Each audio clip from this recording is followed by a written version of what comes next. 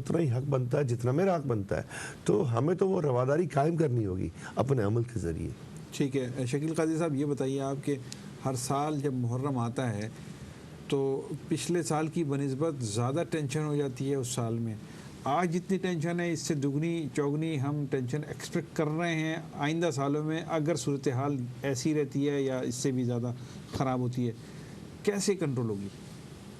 دیکھیں، کنٹرول کرنے کا تو میں نے آپ کو بتایا کہ میری ایک بات رہ گئی تھی اس کے اندر کہ جب ہم نے یہ کہا تو یہ جب ہم نے سلسلہ شروع کیا بولنے کا ہمارے قائد تحریک نے، تو آپ دیکھیں کہ سلیم بھائی کو جب شہید کیا گیا تو اس میں ایک حملہ آور مارا گیا، گن مین کی فائرنگ سے ایک حملہ آور مارا گیا. ارشد پول کا اس کا نام تھا، پٹیل پاڑا کا وہ رہنے والا تھا، اور وہ سپہ صحابہ اور لشکر جھنگوی سے اس کا تعلق تھا.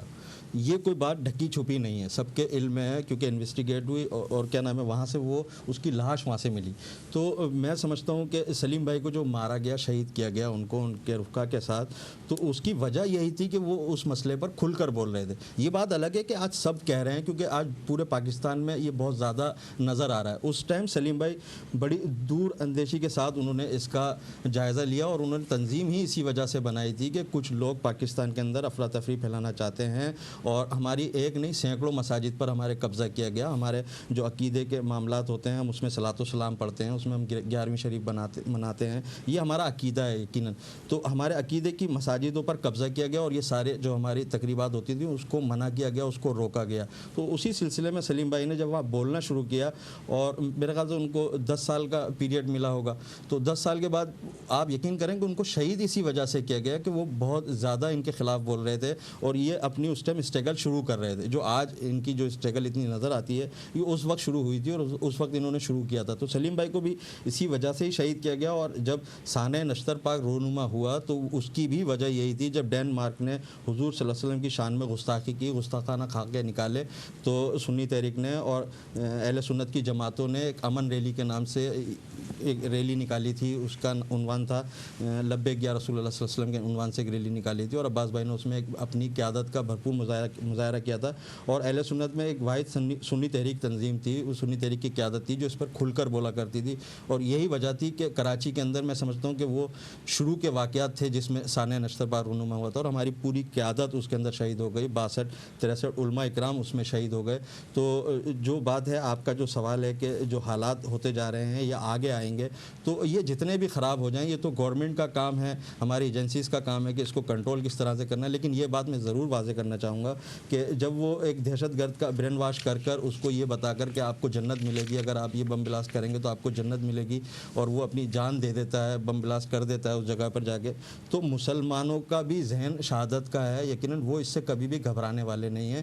آپ دیکھ لیں سانح نشتر پاک کے بعد سے ربیع الاول کے موقع پر پہلے سے زیادہ لوگوں میں شہادت کا جذبہ بڑھا، اور پہلے سے زیادہ رش وہاں پر ہونے لگا ہے. پہلے مثال کے طور پر اگر 10 لاکھ افراد ہوتے تو اب 20 لاکھ افراد ہوتے ہیں وہاں پر، اور یہ سلسلہ رش کا بڑھتا جا رہا ہے، لوگوں میں شعور بیدار ہوا. اور یہی عزاداروں کا ہے، اگر آپ جتنے بھی معاملات کریں گے، دہشت گردی پھیلائیں گے یا دہشت گردی کے ذریعے لوگوں کو ماریں گے، تو یہ کم نہیں ہوگا، یہ مزید بڑھے گا. کیونکہ جب ایک دہشت گرد کے ذہن میں یہ شہادت کی بات آ سکتی ہے، جنت کی بات آ سکتی ہے، تو مسلمان ہیں یقیناً مسلمانوں کے ذہن میں یہ بات نہیں ہوگی کہ میں ادھر ایک اسلامی تقریب کے اندر جا رہا ہوں اور اگر میں ادھر شہید ہو گیا تو مجھے جنت ملے گی. تو یقیناً اس سے کوئی فرق نہیں پڑتا، ان چیزوں پر کوئی اثر نہیں پڑے گا. یہ ضرور ہے کہ ملک ہمارا انارکی اس میں پھیلائی جا رہی ہے، اور ملک کو بالکل سے ختم کرنے کی کوشش کی جا رہی ہے. ٹھیک ہے، آپ کا شکریہ. میں ابھی مزید آپ سے سوالات کرتا ہوں. اس وقت ناظرین ہمارے ساتھ ٹیلی فون لائن پر ہیں منظر رضوی صاحب، ان سے ہم پوچھتے ہیں ان کی لوکیشن کیا ہے اور کیا انفارمیشن ہے ان کے پاس. جی منظر، خوشائند بات یہ ہے کہ سیکورٹی ایک جیسی ہے شروع سے آخر تک، اور کراچی میں بھی اسی طرح کی ایک سیکورٹی ہے جو اب تک بہت زیادہ ٹائٹ ہے، بہت زیادہ سخت سیکورٹی ہے، جس سے امکان اس بات کا کم ہوتا گیا ہے کہ کوئی دہشت گرد اپنے مقاصد میں کامیاب ہو سکے. جناب شکیل صاحب، بریک سے قبل جو ہماری بات ہو رہی تھی، میں اب گفتگو وہیں سے دوبارہ شروع کرتا ہوں. یہ فرما دیجیے آپ کہ کسی کے عقیدے کو نہ چھیڑو اور اپنا عقیدہ نہ چھوڑو، اس فارمولے میں، اس ایک جملے میں کتنی جان ہے، کتنا دم ہے، اور اس پر عمل کر لیا جائے تو کتنے مسائل کم ہو جائیں گے؟ دیکھیں، اصل میں جتنے بھی عقیدے ہیں یقیناً سب اللہ کی توحید پر یقین رکھتے ہیں، سرکار صلی اللہ علیہ وسلم پر ایمان رکھتے ہیں کہ وہ آخری نبی ہیں، تو یقیناً جب سب اپنے آپ کو مسلمان کہتے ہیں تو سب کو یکجہتی رکھنا چاہیے۔ عقیدے کی جہاں تک بات ہے تو یقیناً ہر مکتبہ فکر کا الگ عقیدہ ہے اور اس کو اپنے عقیدے کے مطابق زندگی گزارنے کا پورا حق حاصل ہے اور ان کو اپنی زندگی گزارنا چاہیے۔ اگر کوئی مکتبہ فکر کسی دوسرے مکتبہ فکر کو پریشان کرے گا یا ان کی معاملات میں رکاوٹ بنے گا یا ان کو تنقید کا نشانہ بنائے گا، پبلک پلیس کے اوپر ان کے عقیدے کے خلاف بولے گا، تو یہ تو جنرل سی بات ہے کہ کوئی بھی خاموش نہیں رہے گا، کوئی بھی اس میں جو ہے وہ مفاہمتی کردار ادا نہیں کر سکتا جب اس کے عقیدے کے خلاف بولا جائے۔ اگر انسان کی ذاتیات کے خلاف بولا جاتا ہے تو اس میں لڑائی جھگڑے ہو جاتے ہیں، یہ تو عقیدے کی بات ہے۔ اگر کسی مثال کے طور پر ہم اہل سنت والجماعت بریلوی مسلک سے تعلق رکھتے ہیں، ہمارے عقیدے میں آتا ہے کہ ہم سرکار صلی اللہ علیہ وسلم کا جشن مناتے ہیں، 12 ربیع الاول مناتے ہیں، ہم 11ویں شریف مناتے ہیں، 11ویں شریف کا عرس کرتے ہیں، اس میں لنگر کرتے ہیں، اذان سے پہلے صلاۃ و سلام پڑھا جاتا ہے۔ اگر ان سب چیزوں کو کوئی آئے اور ہماری عبادت گاہ پر قبضہ کر لے اور وہ کہے کہ اس مسجد کے اندر اب صلاۃ و سلام نہیں ہوگا، 11ویں شریف کی محفل نہیں ہوگی، اذان سے پہلے سلام نہیں ہوگا، تو آپ خود بتائیں کہ اس پر کیا کیا جائے گا۔ یقیناً وہ جس مکتبہ فکر جو وکٹم ہے وہ تو کچھ نہ کچھ تو اس پہ لائن آف ایکشن اختیار کرے گا، اور جب وہ یہ کرتا ہے تو اس کو فرقہ واریت سے وہ منسوب کر دیا جاتا ہے، جبکہ یہ دیکھنا چاہیے کہ ایک جو فرقہ ہے جو تنگ کر رہا ہے ایک دوسرے فرقے کو، وہ کیوں تنگ کر رہا ہے۔ اگر کوئی تنگ ہوگا تو یقیناً وہ تو اس پر چیخے گا، چلائے گا اور اپنا بچاؤ کرے گا۔ باہمی احترام ایک دوسرے کا قائد کا ضروری بالکل ضروری ہے، بہت ضروری ہے، اسی کی وجہ سے امن قائم ہو سکتا ہے۔ ناظرین، اس وقت منڈی بہاؤالدین سے ہمارے ساتھ ہمارے نمائندے محمد الیاس ہیں، ان سے ہم پوچھتے ہیں کہ وہاں کیا صورتحال ہے۔ السلام علیکم محمد الیاس صاحب۔ جی وعلیکم السلام۔ مسلمانوں کے علاوہ غیر مسلم بھی ہیں، اور جیسے 2 دن پہلے کرسمس آیا تھا تو ہم نے گرجا گھروں میں جا کے کیک دیا قائد طریق الطاف حسین بھائی کی طرف سے، اور ان کی خوشی میں شریک ہوئے۔